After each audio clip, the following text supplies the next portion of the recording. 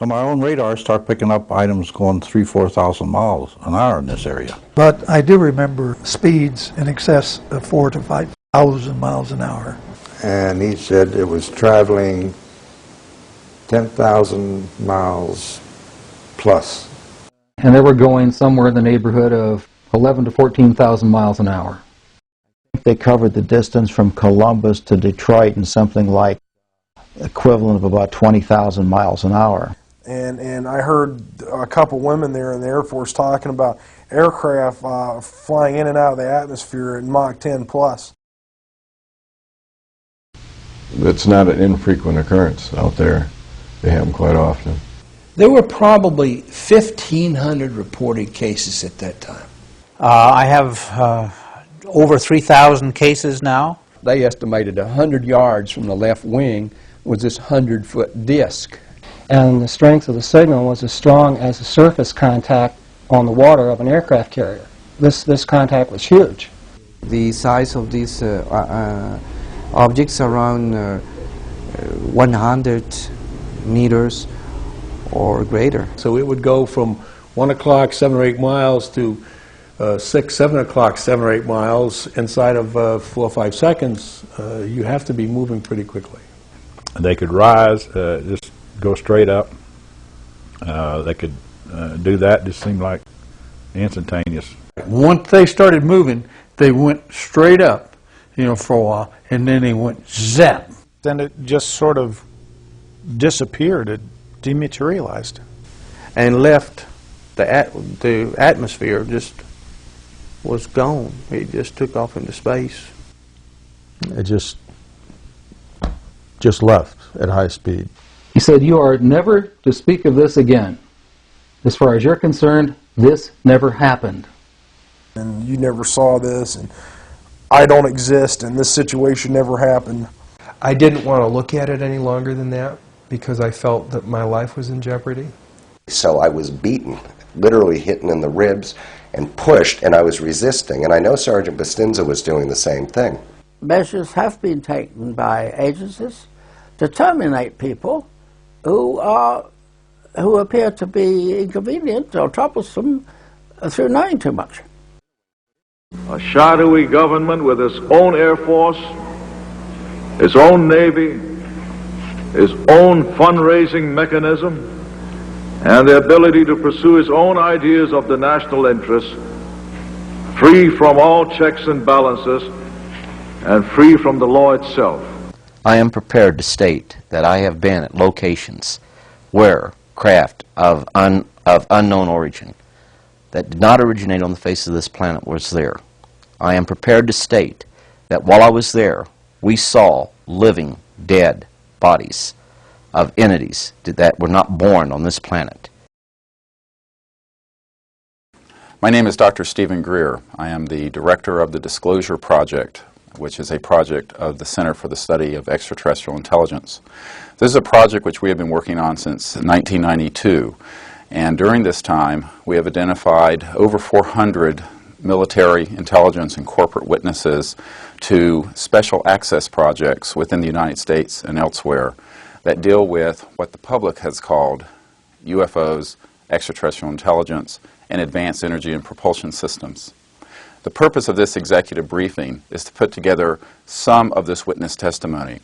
I want to emphasize that out of the over 400 witnesses whom we have identified, that we have interviewed to date on camera approximately 100. Of those, 120 hours of videotape have been created of testimony from these witnesses. This executive summary can only contain a very small tip of the iceberg, less than 1/2% of the possible testimony which we have. But it will give you an idea of the extent of the knowledge of these men and women who have come forward heroically to tell the world, to tell our elected representatives and our scientists the truth about a subject which has been the subject of much ridicule, fantasy, and speculation for over 50 years. The technologies which are in compartmented secret programs that have been derived from studying extraterrestrial technologies as well as human innovations, which deal directly with energy generation and propulsion systems, are technologies which would enable the entire planet to begin to work in an integrated function and in a way that does not lead to greater and greater spiraling gaps between the rich and the poor. Beyond this, there is something of even greater concern. One of the witnesses whom you will hear from is a person who worked directly with Wernher von Braun, the very famous rocket scientist and space explorer, who warned on his deathbed that there were people planning to put weapons in space or to have space-effective weapon systems, which would be used in a hoax scenario from a threat, a hoax threat, that would be of extraterrestrial origin. There is no evidence that we are under any threat from any civilization from outside our solar system or within our solar system. However, there is a lot of evidence from this testimony that there are people who are deliberately trying to weaponize space under the guise of many situations which are really hoaxed scenarios. This is dangerous because if we are not alone in the universe, we cannot view space as our own private domain for Homo sapiens. We must view space as a frontier which must be shared peacefully with diverse life forms from throughout the universe.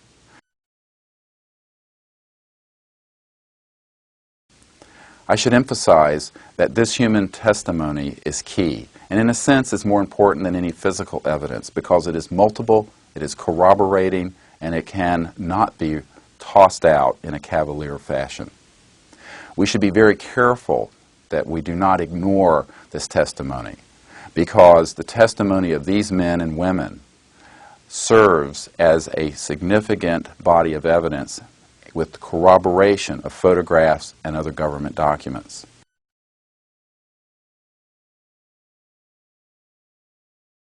Basically because of my counterintelligence training and police work in an outfit called Office of Special Investigations.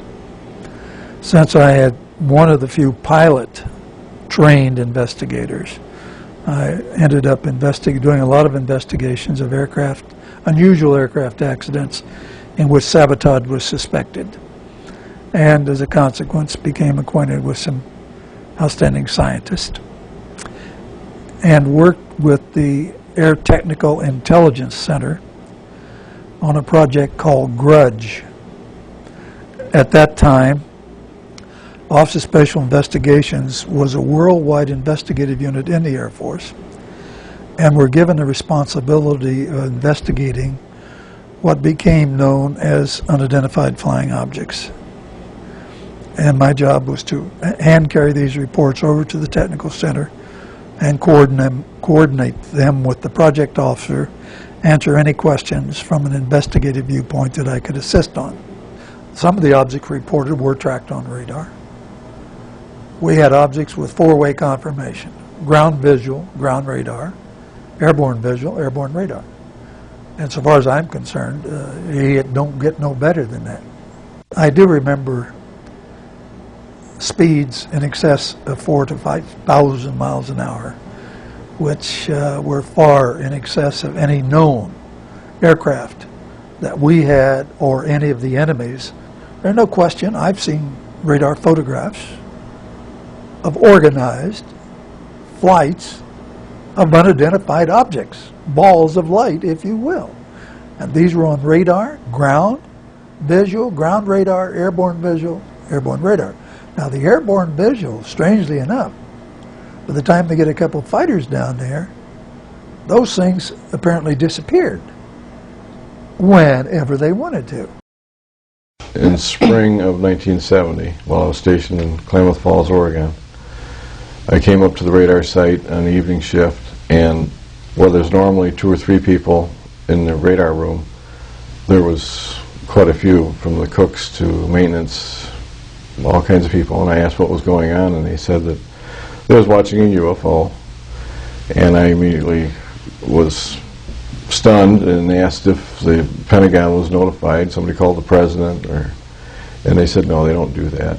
It was stationary, wasn't moving at all, and it would slowly lower itself down until it got behind a mountain, so you lost radar contact.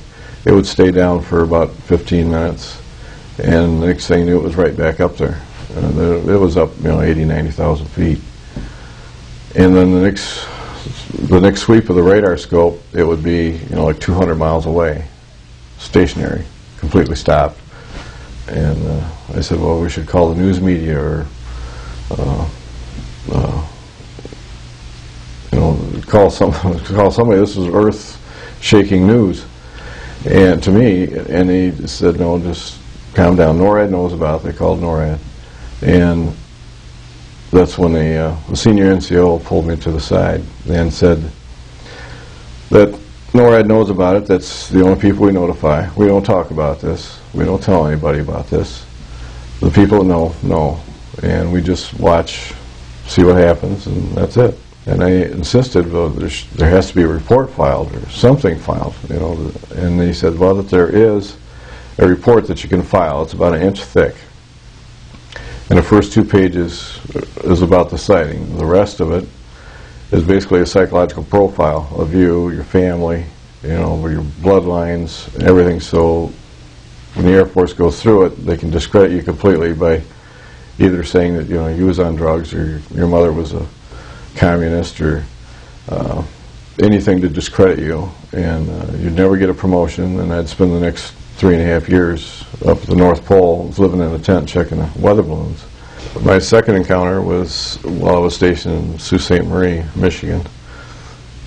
It was in 1972. I was working alone that night when I got a phone call from the switchboard operator. He said he had the state police on the phone and wanted to talk to me. He was real frantic when he got on the phone and said that there's 3 UFOs over the north tower of the Mackinac Bridge. So I immediately, turned on the radar. When they asked if I had it on radar, I told them no. It's more of a programmed response, thinking back to Klamath Falls, where you're told you don't talk about it, you don't write it down, you don't discuss it. And in the meantime, I called NORAD and told them, and they looked it up, and they said, oh, it's coming up, they're going up I-75. I said, yes, at about 70, 80 miles an hour. Now about halfway between St. Nicholas and Sault Ste. Marie, there's Kinchlow Air Force Base, which is a SAC base, which they have B-52 bombers. They had 2, apparently, that were on final approach, and that crosses I-75. And so apparently they diverted those 2 bombers because they didn't want, if they have nuclear weapons or not, but they didn't want to take a chance on them meeting UFOs about the same altitude crossing the highway. So they diverted the 2 B-52s. It was a real eye-opener, how deep the secrecy goes, how deep the cover-up is.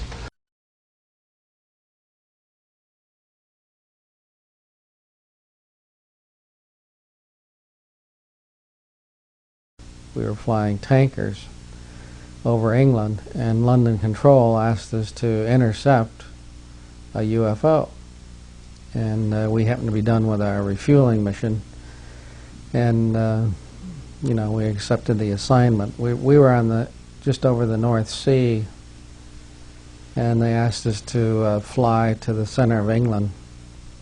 And we got about, I'm not exactly sure, 20, 30 miles out, and I got it on radar. And it was a very large return.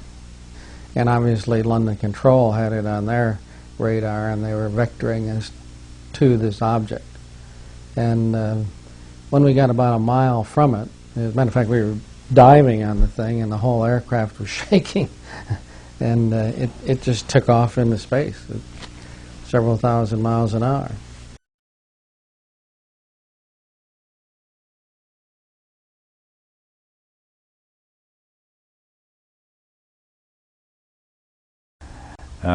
At about 1:30 or so in the morning, I noticed this real bright light to the east of my field, and it was kind of a light green, I would describe it, and it had a red light underneath it, And the red light, it wasn't actually a flashing light. It's kind of, I'd say, pulsating type. Probably be a better description of it. Red underneath. And so we called it down to the air defense people at Los Angeles Air Defense Sector. And at one point in time, they had at least 4 different radar sites that were getting radar returns on these things. And then all of a sudden, there's like 3 more objects, but these 3 stayed like together. They stayed like I don't know if they were formation or what it was, but anyway, these 3 stayed together, and then they stayed there for a little bit, and then they moved down to the south of me and set there stationary a while. And then a little bit later on, there's 3 more appears, but these 3 are individual ones, and so at this point I had like 7 of them.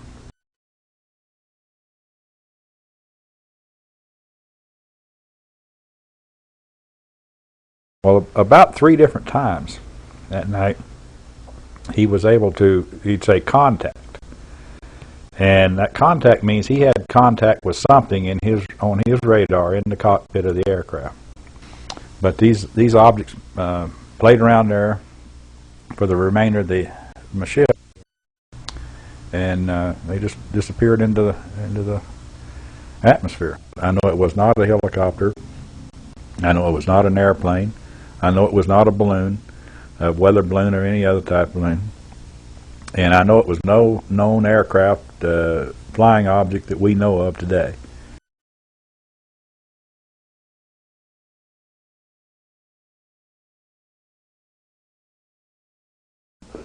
The way it started is there was a 747, a Japanese airline, 747 was coming from the northwest going across the Alaskan territory. And he was at either 31, 33, or 35,000 feet.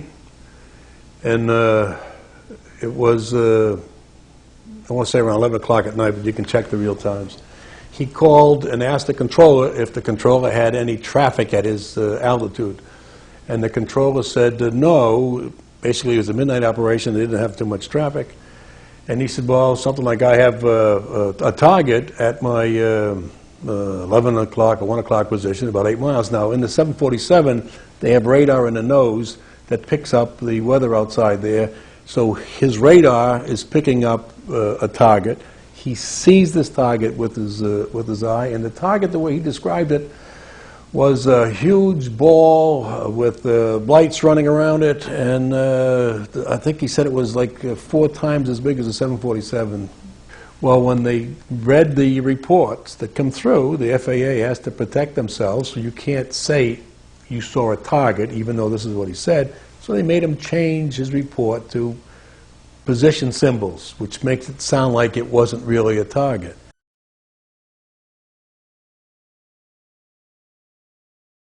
The military controller has what they call height-finding radar, and they have long-range radar and short-range radar. So if they don't catch it on one of their systems, they catch it on the other. And if you listen to the military man, at one time he said, I have it on the height radar, or my range radar, whatever he called it, which indicated that he had a target on his system. The Japanese pilot would say he's now at 11 o'clock, he's now at 1 o'clock, he's now at 3 o'clock, he was bouncing around, this guy here, and when he would say that, the military guy would cut in and say he's now at 2 o'clock or 3 o'clock, and he would confirm the position. So it would go from 1 o'clock, 7 or 8 miles, to 6, 7 o'clock, 7 or 8 miles inside of 4 or 5 seconds. You have to be moving pretty quickly.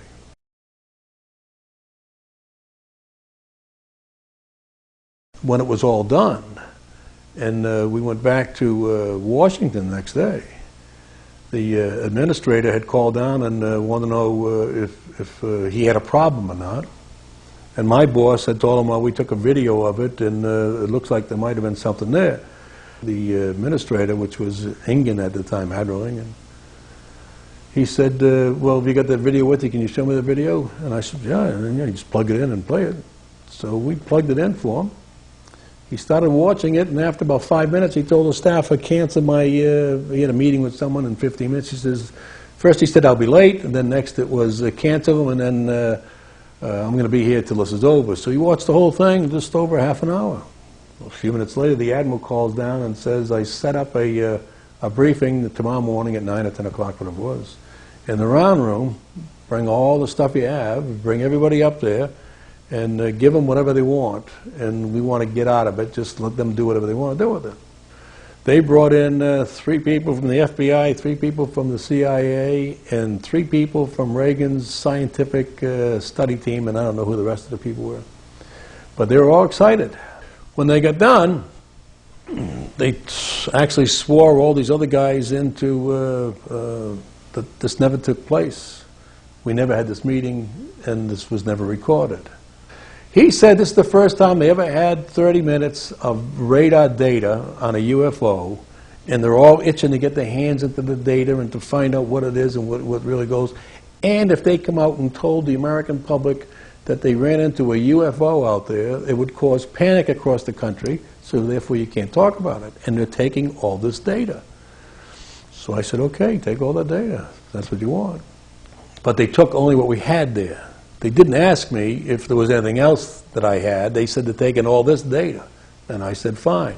Now, I had the original video that I took, and I had the pilot's report that came through, the first report, and I had the FAA's first report that was all downstairs on my table. They didn't ask for that, so I didn't give it to them. When they asked me what I thought, I told them that it looked like we had a UFO that was up there. The reason it wasn't on the FAA's tapes was because it was too large of an aircraft, and it was picked up as weather, so we wouldn't record it. That the pilot, the Japanese pilot, seen it. The Japanese pilot drew pictures of it. Eventually, they gave the Japanese pilot a hard time because of what he said he was embarrassing his country. Our military controllers said they seen it. Our FAA controllers said they seen it. Our FAA controllers, after a period of time, came back and said they really didn't see a target. They saw something else, which makes it sound like somebody is helping them fill out their reports, and therefore that looks suspicious. My guess is, because of the way it was, it's not part of the military's operation anymore, that it was a UFO.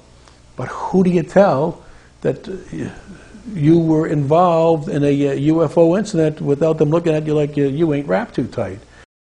This next section of the video, of this briefing tape, is regarding the Strategic Air Command and nuclear facilities. I wish to emphasize that the witnesses we have here, again, are from diverse services. They range from the Atomic Energy Commission to people who have been at Strategic Air Command facilities and at missile launch control facilities throughout the United States and Canada. These witnesses give unmistakably clear testimony about the fact that these extraterrestrial vehicles appear to be quite concerned with our weapons of mass destruction. And in fact, more than one of these witnesses has stated to me that they believe that these extraterrestrial vehicles were there because they were very concerned that we might blow ourselves up, or that we might begin to go into space and be a threat, perhaps someday, to other civilizations.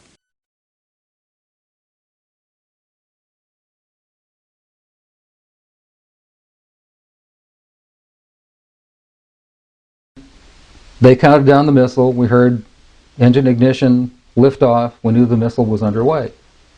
And we were looking down south, southwest, and the missile popped up through the fog. It was just beautiful. And I hollered, "There it is!" And our guys on our M45 tracking mount with 180-inch lenses on it got it. And the big BU telescope swung over and got it. And we followed the thing, and sure enough, we could see all 3 stages of powered flight as they burned out and dropped away. And then, of course, to our naked eye, all we saw was a smoke trail going off into subspace as it headed off toward its target, which was Eniwetok Island, Eniwetok Atoll. So we whooped and shouted and heard the film wrap off in the BU telescope, and figured, well, that was our first big deal, and we got it. We sent the film back down to Vandenberg, and I don't know exactly how long it was after the event. It might have been a day or two. I was called into Major Mansman's office. at the 1st Strategic Aerospace Division headquarters. And I walked into his office, and they had a screen and a 16mm projector set up. There was a couch, and Major Mansman said, "Sit down," and there were two guys, as I recall, two guys in gray suits, civilian clothes, which was fairly unusual. And Major Mansman said, "Watch this," and turned on the film projector. And I watched the screen, and there was the launch from the day or two before at Big Sur. It was quite exciting because of the length of the telescope. As the Atlas missile entered the frame, we could see the whole third stage, which has two rocket nozzles like this and one in the center, a gimbaled one in the center, fill in our frame from about 160 miles. That was pretty exciting optics. We watched that stage burn out. We watched the second stage burn out. We watched the third stage burn out. And into the frame came something else. It flew into the frame like this, and it shot a beam of light at the warhead, which is represented by my thumb here. Now, remember, all this stuff is flying at several thousand miles an hour. So this thing fires a beam of light at the warhead, hits it, and then this thing flies up like this. Meanwhile, we're all going like this, fires another beam of light, goes around like this, we're going like this, fires another beam of light, goes down like this, fires another beam of light, and then flies out the way it came in. And the warhead tumbles out of space. The object, the points of light that we saw, the warhead and so forth, were traveling through subspace about 60 miles straight up. And they were going somewhere in the neighborhood of 11 to 14,000 miles an hour when this thing caught up to them, flew in, flew around them, went like this, and flew back out. Everything was going about between 11 and 14,000 miles an hour that way. Now, when the lights came on, Major Mansman turned around and looked at me and said, "Were you guys screwing around up there?" And I said, "No, sir." And he said, "What was that?" And I said, "It looks to me like we got a UFO." Major Mansman, who was a very good reader of film, said that the feeling at the time was that it must have been extraterrestrial. That they assumed that the beam of light that struck the warhead, the dummy warhead, was some sort of plasma beam, because it looked like a plasma beam. He said what happened is this.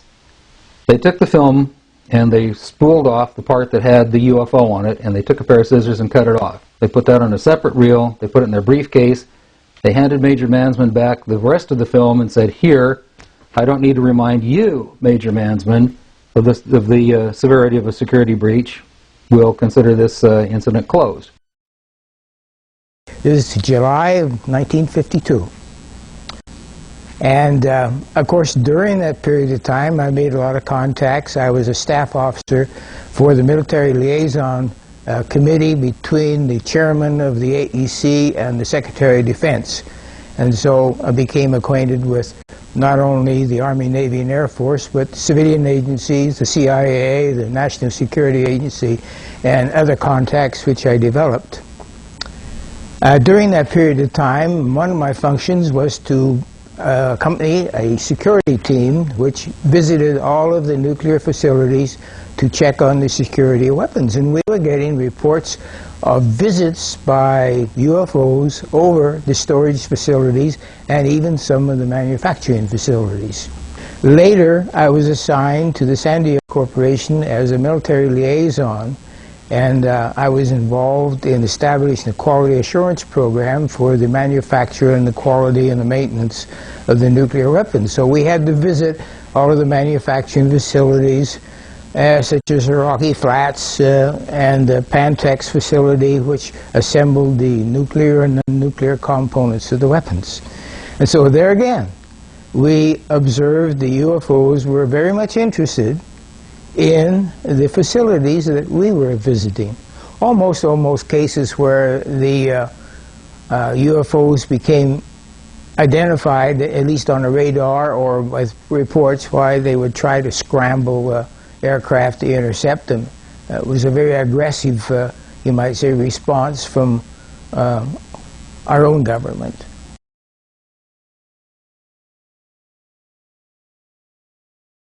Then I was assigned to the Unified Pacific Command under Admiral Felt during the 60s, and I was the officer in charge of the alternate command post involved in nuclear weapon operation planning. And during this period of time, I also learned of a number of incidents which happened. A couple of nuclear weapons sent into space were destroyed by the extraterrestrials. Our government sent a nuclear weapon for explosion on the moon's surface.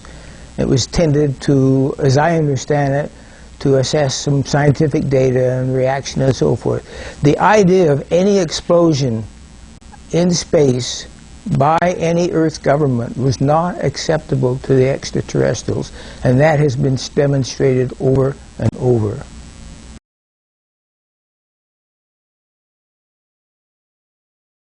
And then further on, I finally retired from the Air Force and joined the Boeing Company, where I was assigned to the Minuteman program, where I was responsible for the configuration accounting of all the nuclear fleet of Minuteman 1, 2, and 3. And during that period of time, I also learned about incidents involving nuclear weapons. For example, they actually photographed the UFO following the missile as it climbed into space and shining a beam on it, which neutralized the missile. And this was recorded. It was all hushed up, and they split up the team that observed it, but of course eventually the news came out, and it was later published and confirmed it. I was in charge of the Communications Center at 28th Air Division at Malmstrom Air Force Base, Montana. I was, again, the top secret control officer there. I dispatched all the nuclear launch authenticator to the SAC missile crews and whatnot, so I had a very good top secret background to go on.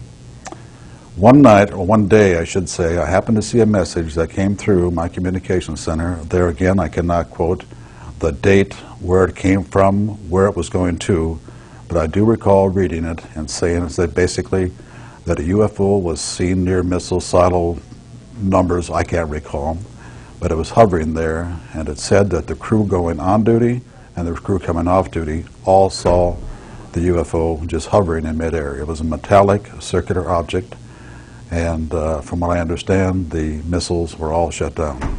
They were in the missile silos, and they were being, I don't know what SAC does as far as activating a missile is concerned, but it's basically on a standby mode, so it can be launched. But when they say it went down, it means it went dead.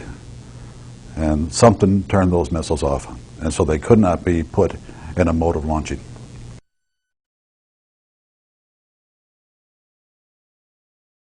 The event, the incident, I guess I call it, is happened on the morning of March 16th, 1967. As I recall, it was early in the morning, and I received a call from my topside security guard, and he said that he and some of the guards had been observing some strange lights flying around the site. It wasn't more than, well, within a few minutes, I'd say, maybe a half hour later. He calls back, and this time he's very frightened. I can tell by the tone of his voice, he's very shook up, and said, "Sir, there's a glowing red object hovering right outside the front gate." He said, "I'm looking at it right now. It's a glowing red object. I've got all the men out here with their weapons drawn." And of course, he was all shook up while he was telling me this. He was very excited. I immediately went over to my commander, who was taking a nap. We have a little cot down there in a rest period. And I was telling him about the telephone call we just received. And as I was relating this to him, our missiles started shutting down one by one. There were approximately anywhere from 6 to 8 that went down, but they went down in rapid succession, which again is an extremely rare. And in the meantime, I called upstairs to find out what the status was of this object. And the guard said, "Well, the object has left. It just left at high speed.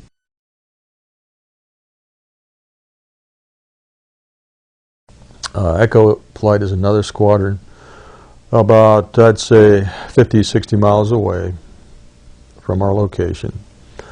But they had the same sort of thing happen. They had UFOs that were hovering, not the launch control facility, but the actual launch facilities where the missiles are actually located. They had some maintenance and security people out there at the time, and they were observed. The UFOs were observed by these people out at those sites. Now, they lost all 10 of their weapons. So that morning, we lost anywhere from, 16 to 18 ICBMs. At the same time, UFOs were in the area and were observed by airmen. This incident was of extreme concern to SAC headquarters because they couldn't explain it. Nobody could explain what happened. There is another incident that happened just within a week of this, week after, where there were radar reports and quite a few more witnesses.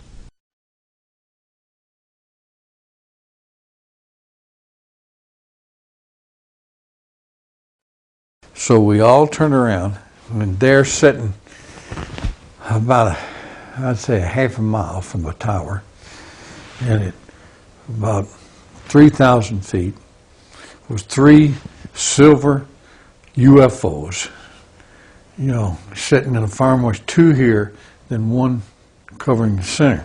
Once they started moving, they went straight up, for a while, and then they went zap.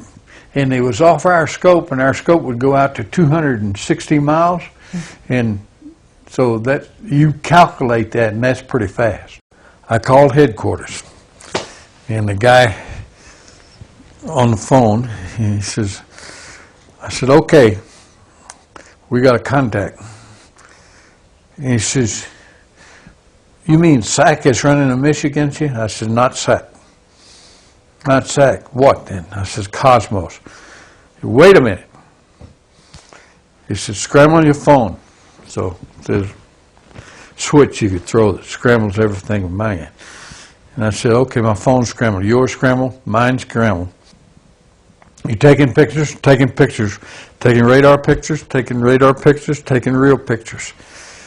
He says, okay, don't say another word. He says, I will send a courier up there. He'll get there in about 6 hours. You turn everything over to him. We are never officially ever noted for those pictures that they ever received those pictures. It was just went secret. It went black, like it never happened.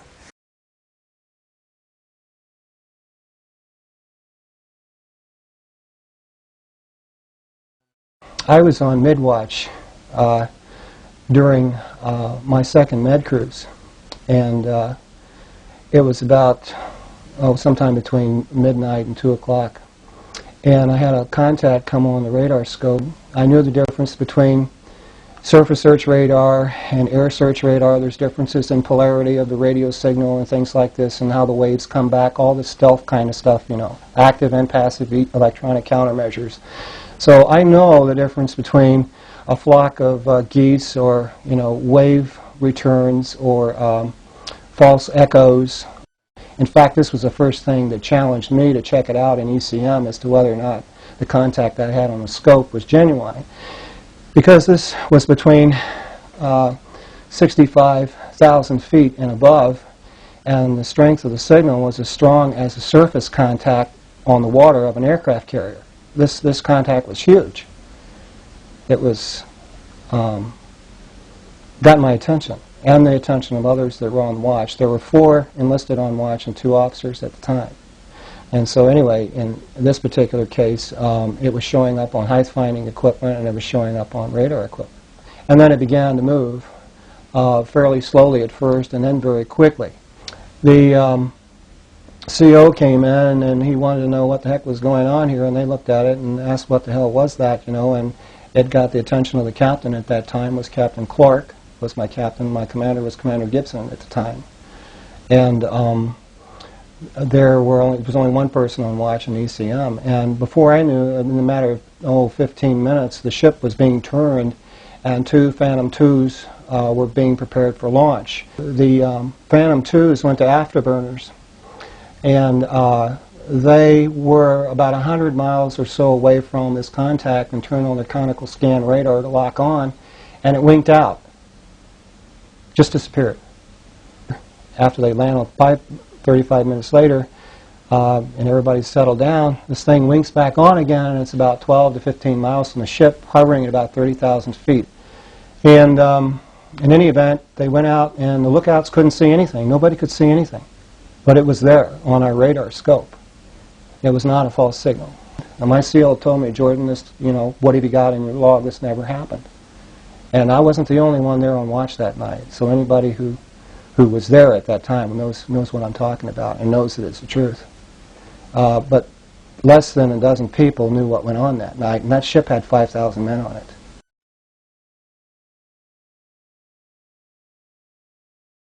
There were documents that I have seen that refer to the Roosevelt having several instances of UFO flyovers, and particularly after they took on board nuclear weapons. And I was on board when they did take those on for the first time.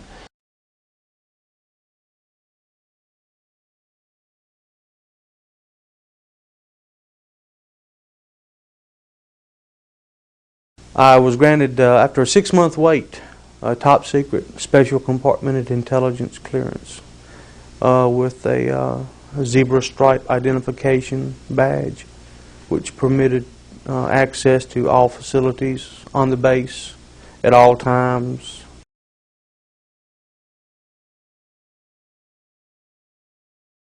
It's the highest level of alert that the Navy has or had at that time for dealing with generally dealing with global nuclear threats.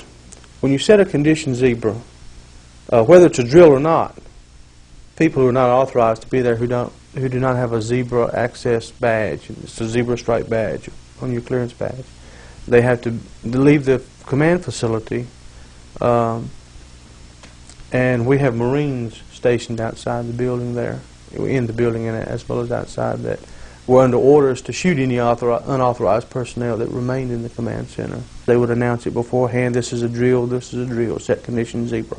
And unauthorized personnel would be escorted out of the command center if they didn't already know that they had to leave. But they turned the lights down this time, and they didn't say this is a drill. There's a door right here, and this guy, the Marine, comes in and wants to know what's going on. Is this a drill or so forth? They've got orders to start shooting people.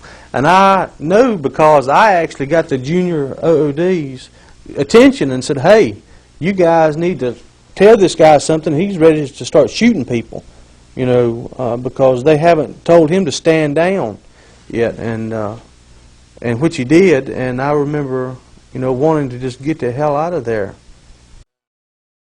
We had contact with an unidentified flying object that had entered our airspace. And at that point, when Admiral Train found out that it wasn't the Soviets, and that he wanted to know were the Soviets responding to this threat also, that was the moment that he gave authorization to put 2 planes up to go see what this thing was. Pilots, you could hear the pilots' live voice transmissions being piped into the command center, visual confirmation on the object, description of the objects. Pilots were able to close a couple of times and be able to see that the object was not an aircraft that we were familiar with, was nothing that we had, was nothing the Soviets had, and that was determined very quickly. This thing absolutely had complete control of the situation and could just be wherever it wanted to be just in a matter of seconds. One minute we're closing on it off the coast of Maine, the next minute it's in Norfolk headed south towards Florida. As Admiral Train was doing, he was scrambling, authorizing planes up just left and right. up and down the whole eastern seaboard. It headed out towards, over the Atlantic, towards the Azores.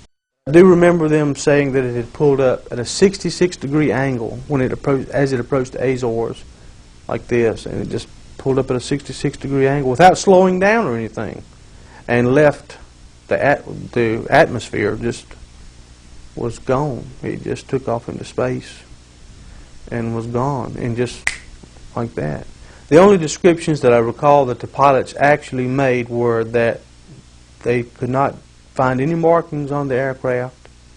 They could not find any visible signs that the thing had wings, a tail, windows, a cockpit, or anything like that, or any markings from any country. They did get close enough to get some photographs taken that were later brought over to the command center.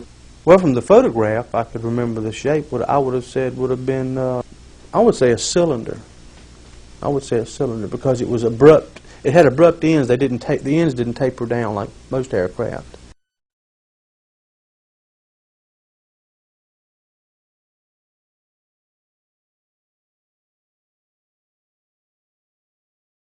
This day, that particular day, I walked into the photo lab in the restricted area, and this was between missions.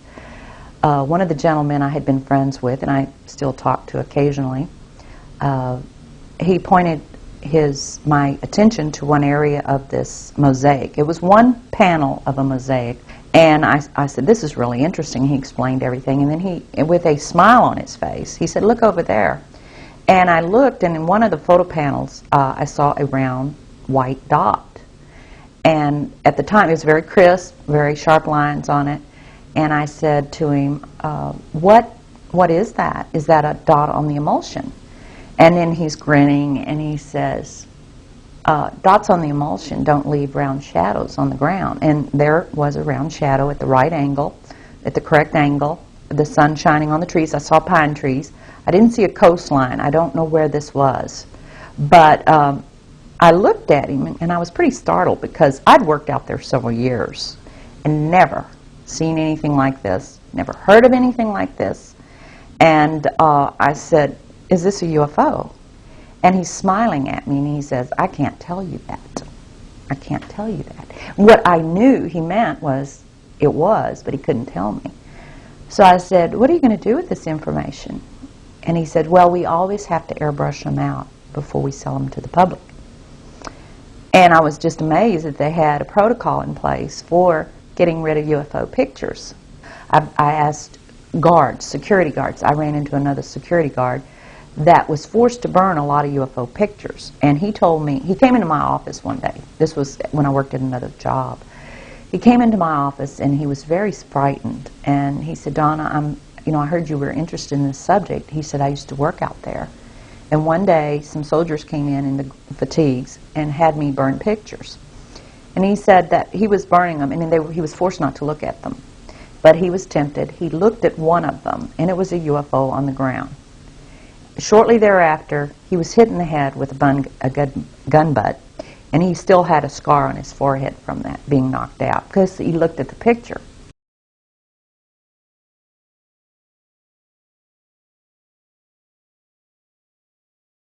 And we get quite a bit of information about the sightings. We get drawings of what the vehicles look like, whether they landed or not, whether they saw any people with them, extraterrestrials, things like that. And we would get pictures in of the supposedly AVM or satellite areas. And once in a while, an anomaly would show up on the picture that didn't belong there. A round object, a triangular object. They were not markings put on the photograph that indicate some place or anything like that. These were above ground. They were not part of the picture.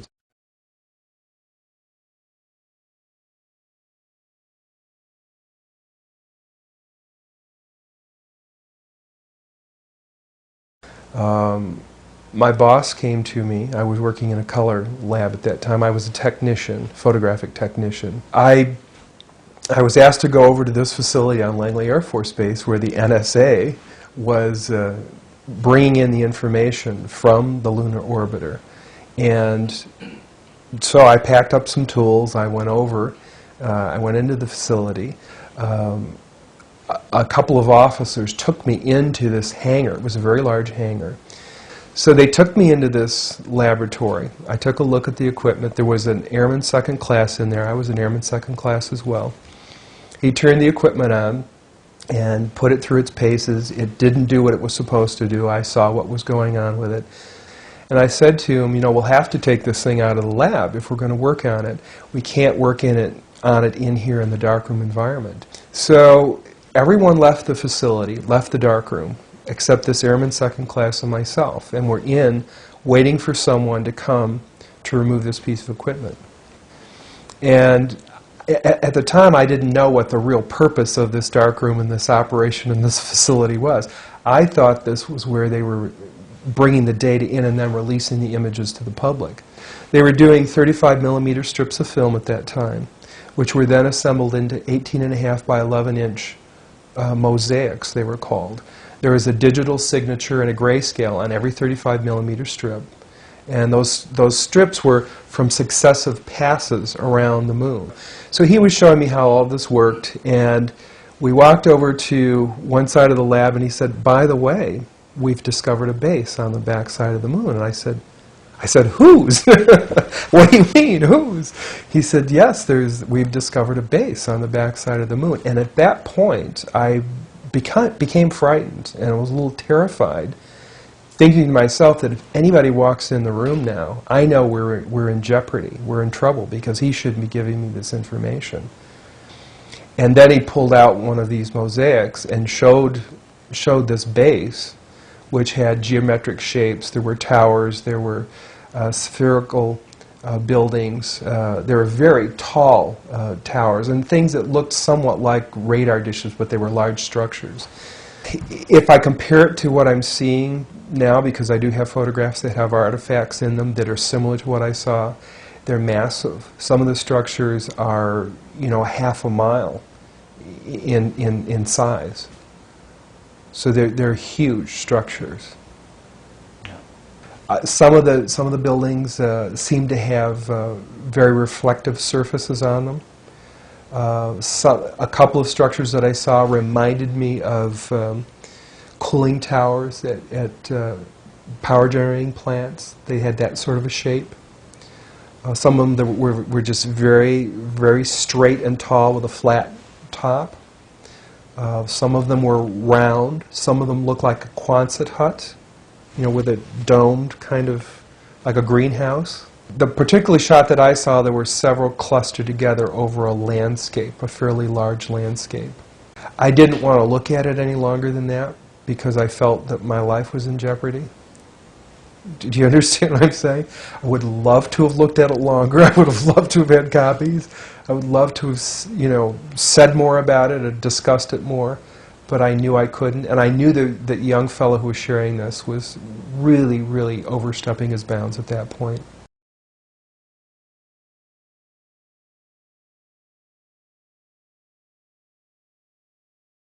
They said, we were going to show you a film that might help you best put into perspective what you gentlemen have witnessed and help you maybe put it to bed a little bit for yourselves.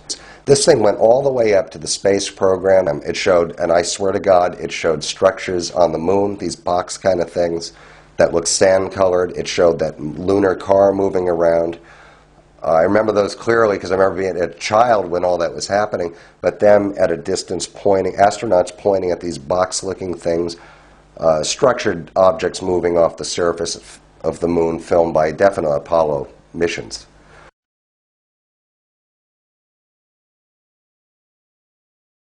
I was at a facility in California, that's all I can say, and I was doing particular classified work. Set aside from what was actually happening there. It was a completely different scenario. The only thing I can say is it was occurring at the same time that our astronauts were doing a loop around the moon and back again.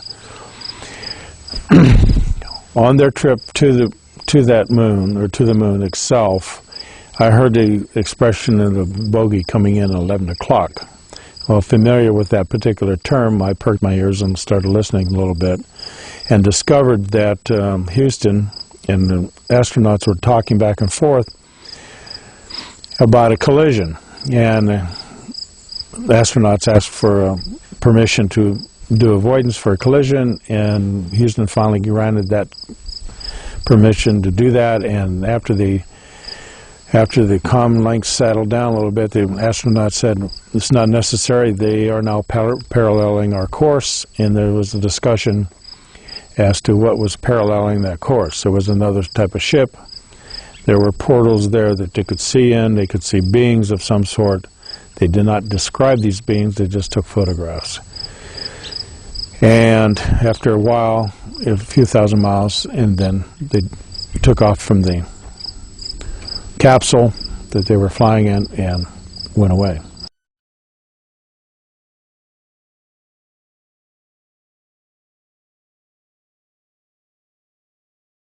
Now, during this next section of the videotape, you will hear from people who have been involved in events where objects of extraterrestrial origin have landed or have crashed or been forced down and which have been retrieved.